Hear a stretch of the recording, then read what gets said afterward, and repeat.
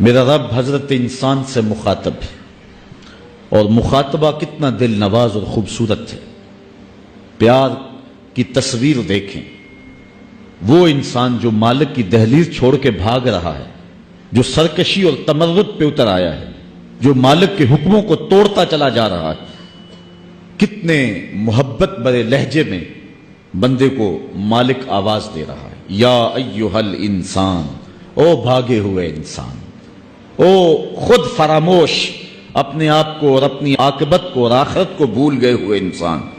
ما غرک بربک الکریم، تجھے کریم رب سے کس نے دھوکے میں ڈالا؟ کبھی یوں بھی پیار سے بھاگے ہوئے کو بلایا جاتا ہے، کبھی پولیس کو مجرم کا تعاقب کرتے دیکھا ہے۔ سخت گیر استاد جب شاگرد کے پیچھے بھاگتا ہے تو جو پوزیشن شاگرد کی ہوتی ہے اور استاد کے چہرے پر جو سختی اور اس کے انداز کے اندر جو درستگی ہوتی ہے، کبھی اس کا ملاحظہ کیا ہے؟ باپ ناراض ہو جائے تو بیٹے پر اس کی غصے کی جو کیفیت ہوتی ہے کبھی دیکھنے کو ملی ہوگی، لیکن یہاں دیکھیے پیار کا رنگ ہی نرالا ہے۔ اس کو آواز نہیں دی جا رہی جس نے ابھی روزہ افطار کیا، یہ اس کو اب پکارا نہیں جا رہا کہ جس نے لاکھوں روپے کو ٹھوکر ماری کہ اس میں حرام کی آمیزش ہے، یہ اس کو نہیں پکارا جا رہا، یہ اس سرکش کو، نافرمان کو، جو اللہ کے حکموں کو توڑ رہا ہے، اس کو آواز دی جا رہی، یا ایھا الانسان، او بھاگے ہوئے انسان، ما غرک بربک الکریم، آجا پلٹ کے، تیرا رب بڑا ہی کریم ہے۔ کبھی آپ نے دیکھا ہوگا کہ کوئی نالائق بچہ گھر چھوڑ کے بھاگ جائے تو وہ تو شاید کسی ہوٹل میں برتن مانج کے اپنے پیٹ کی آگ بجھا رہا ہوتا ہے، لیکن ماں کے حلق سے نیچے لقمہ نہیں اترتا۔ وہ کہتی ہے پتہ نہیں میرے بیٹے نے کھانا بھی کھایا ہے کہ نہیں کھایا۔ باپ پاگلوں کی طرح گھومتا ہے، کبھی اس کے دوستوں سے پوچھتا ہے، کبھی اس کے کلاس فیلوز سے پوچھتا ہے، وہ نکمہ تمہیں تو نہیں بتا کے گیا۔ اخبارات میں اشتہار چھپتے ہیں، ڈھولچی ڈنڈورا دیتا ہے، ٹیلی ویژن میں اس طرح کے اشتہار آپ دیکھتے ہوں گے، لکھا ہوتا ہے ہمارا اس نام کا بیٹا، رنگ سانولا، لباس اس رنگ کا، اٹھنے بیٹھنے کا سٹائل یہ ہے، عمر اتنی ہوگی اور قد ایسا ہے، اتنے دنوں سے گھر سے غائب ہے، اگر کسی کو پتا ہو تو اس نمبر پہ اطلاع کریں، اتنا انعام دیں گے۔ اور ساتھ لکھا ہوتا ہے اگر وہ خود پڑھے تو واپس پلٹ آئے اسے کچھ نہیں کہا جائے گا۔ میں جب کبھی بھی یہ اشتہار پڑھتا ہوں تو میری نظر پلٹ کے اس آیت پہ آتی ہے، رب کہتا ہے او بھاگے ہوئے انسان واپس آ جا، تیرا رب کریم ہے، کچھ نہیں کہے گا، تیرے اس بھاگنے پہ وہ ناراض نہیں ہوگا، تو پلٹ کے آ جا، وہ جانا نہیں دیکھے گا، تیرا آنا دیکھے گا، تیرا اس کی حضور واپس پلٹنا دیکھے گا، اور تیرے ماضی کے سارے گناہوں کو معاف کر دے گا۔ اس کی رحمت کے دروازے تیرے لیے کھلے ہیں، آجا پلٹ کے، اس کی رحمتیں تجھے آوازیں دے رہی ہیں، آنا تو تو نے ہے ہی، پھر جو کفن میں منہ چھپا کے آتا پھرے گا، پھر جو لوگ تجھے کندھوں پہ اٹھا کے لائیں گے، اچھا نہیں کہ خود اپنے قدموں سے چل کے آ جا، بہتر نہیں ہے کہ کھلے منہ آ جا، اس کی رحمت تجھے آوازیں دے رہی ہے، ہم تو مائل بکرم ہیں کوئی سائل ہی نہیں، راہ دکھلائیں کسے راہ رب منزل ہی نہیں، جلوائے طور تو موجود ہے کوئی موسیٰ ہی نہیں، آوازیں دے رہی ہے اس کی رحمت، یا ایھا الانسان ما غرک بربک الکریم، واپس پلٹ کے آجا، تیرا رب بڑا کریم۔ شیخ سعدی فرماتے ہیں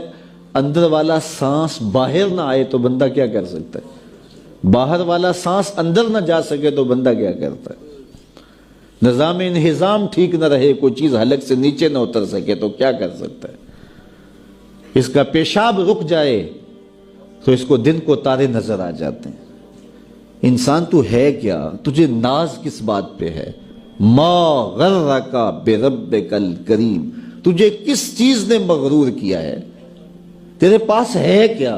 دولت، حسن، جوانی، اقتدار، صحت، وہ چیز تو بتا کہ جس میں تجھے ناز ہے،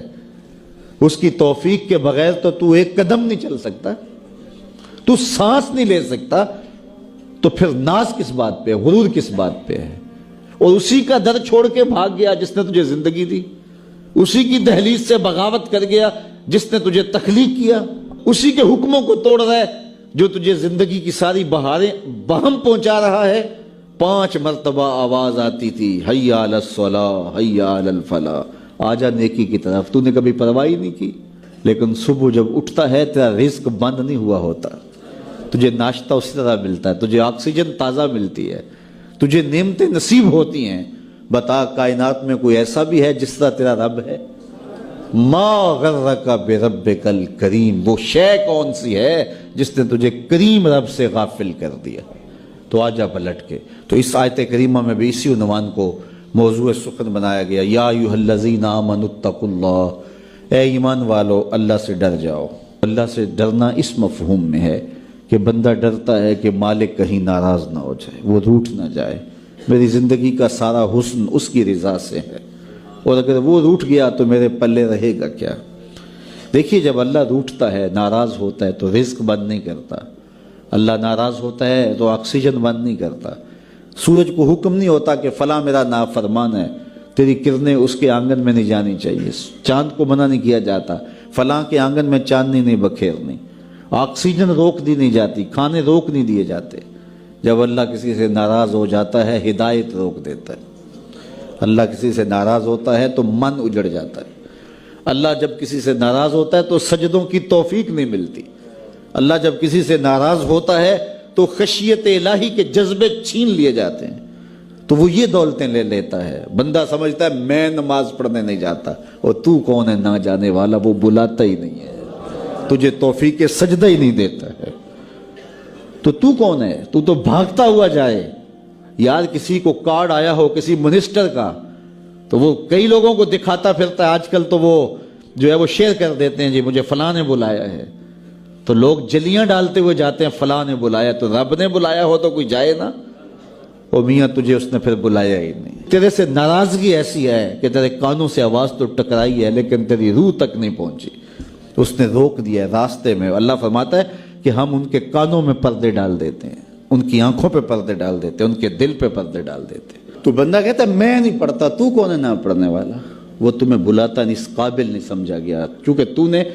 اس کے حکموں سے منہ موڑا، اس کی فرما برداری کو چھوڑا، تو پھر اس نے بھی تجھے راندہ درگاہ کر دیا، اور بھٹکتا پھر سویر سے لے کر شام تک کس کس کو سیلوٹ کرتا ہے، لیکن تجھے توفیق نہیں ہوگی اس کی حضور سجدہ ریزی کی۔ اگر کوئی نماز نہیں پڑھتا، کوئی سجدہ ریزیاں نہیں کرتا، اللہ کے حضور جھکنے کی اگر کسی کو عادت تھی تو وہ مت سمجھے کہ میں نہیں کرتا۔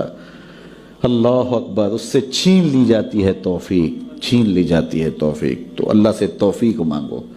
کہ اللہ ہم سے کبھی بھی اپنی توفیق نہ چھینے۔